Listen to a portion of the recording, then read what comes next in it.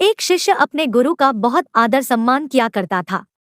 गुरु भी अपने इस शिष्य से बहुत स्नेह करते थे, लेकिन वह शिष्य अपने अध्ययन के प्रति आलसी और स्वभाव से दीर्घसूत्र था।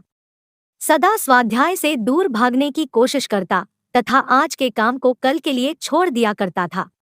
अब गुरुजी कुछ चिंतित रहने लगे कि कहीं उनका यह शिष्य अपने जीवन संग्राम में पराजित न हो जाए। आलस्य में व्यक्ति को अकर्मण्य बनाने की पूरी सामर्थ्य होती है। ऐसा व्यक्ति बिना परिश्रम के ही फलोपभोग की कामना करता है। वह शीघ्र निर्णय नहीं ले सकता और यदि ले भी लेता है तो उसे कार्यान्वित नहीं कर पाता।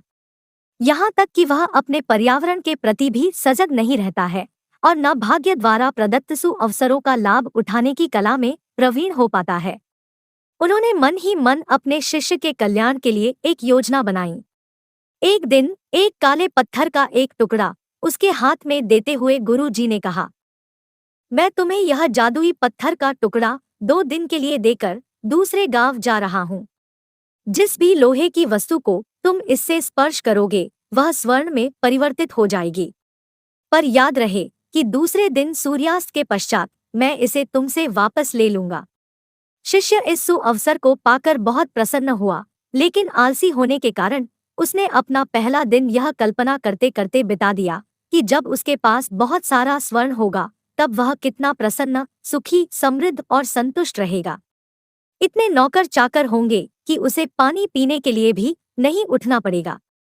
फिर दूसरे दिन जब वह प्रातःकाल जागा, उसे अच्छी तरह से स्मरण था कि आज स्वर्ण पाने का दूसरा और अंतिम दिन है। उसने मन में पक्का विचार किया कि आज वह गुरुजी द्वारा दिए गए काले पत्थर का लाभ जरूर उठाएगा।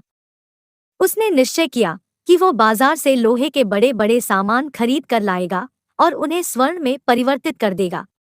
दिन बीतता गया, पर वह इसी सोच में बैठा रहा कि अभी तो बहुत समय है, कभी भी बाजार जाकर सामान ले आएगा।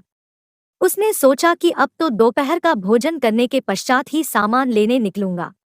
परंतु भोजन करने के बाद उसे विश्राम करने की आदत थी और उसने बजाय उठ के मेहनत करने के थोड़ी देर आराम करना उचित समझा। पर आलस्य से परिपूर्ण उसका शरीर नींद की गहराइयों में खो गया और जब वो उठा तो सूर्यास्त होने को था।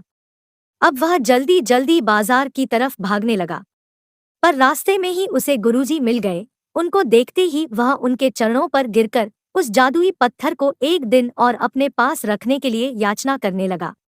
लेकिन गुरुजी नहीं माने और उस शिष्य का धनी होने का सपना चूर चूर हो गया।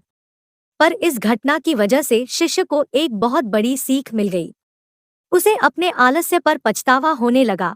वह समझ गया कि आलस्य उसके जीवन के लिए अभिशाप है और उसने प्रण किया कि अब वो कभी भी काम से जी नहीं चुराएगा और एक कर्मठ, सजग और सक्रिय व्यक्ति बनकर दिखाएगा। दोस्तों, जीवन में हर किसी को एक से बढ़कर एक अवसर मिलते हैं, पर कई लोग इन्हें बस अपने आलस्य के कारण गंवा देते हैं।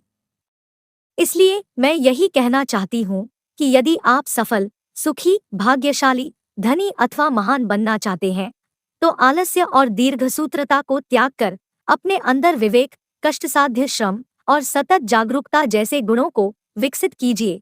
और जब कभी आपके मन में किसी आवश्यक काम को टालने का विचार आए तो स्वयं से एक प्रश्न कीजिए, आज ही क्यों नहीं।